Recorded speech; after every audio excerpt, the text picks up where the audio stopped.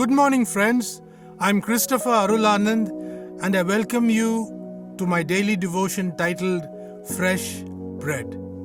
Come with me to the book of Deuteronomy, the fifth book in the Torah, which is also known as the Pentateuch. The first 5 books which comprise the Torah are believed to have been written by the meekest man that ever lived on earth, that is, Moses. He was the caring shepherd to the people of Israel that left Egypt during their exodus to Canaan. Turning the pages to Deuteronomy chapter 20, verses 10 to 18, God told Moses that when the people of Israel conquered a far-off non-Palestinian city, they were allowed to take all its spoils, its women, the children, but kill all the men in that city. When the Israelites took a Palestinian city which belonged to the Hittites, Amorites, Canaanites, etc., they were commanded by the God of the Bible, the God of Abraham, Isaac, and Jacob, to kill all of them without letting anyone live, lest they corrupt the people of Israel with all their abominable practices.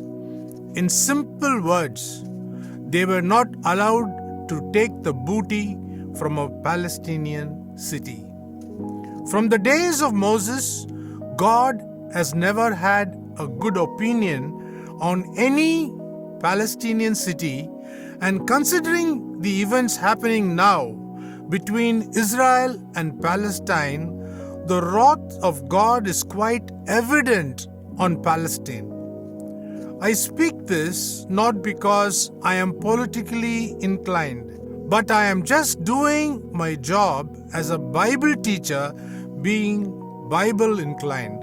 When God's people do what is right in the sight of the Lord, the guilt of innocent blood is purged from Israel.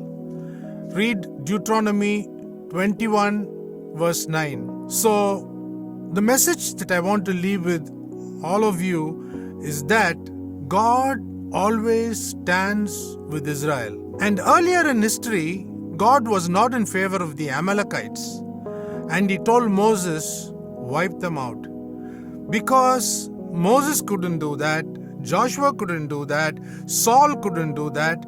They lasted till Jesus came, and they were also called as the Idumeans. Remember, Herod was an Idumean, which means he too was an Amalekite. So God did not want the Amalekites to exist because they constantly came against Israel.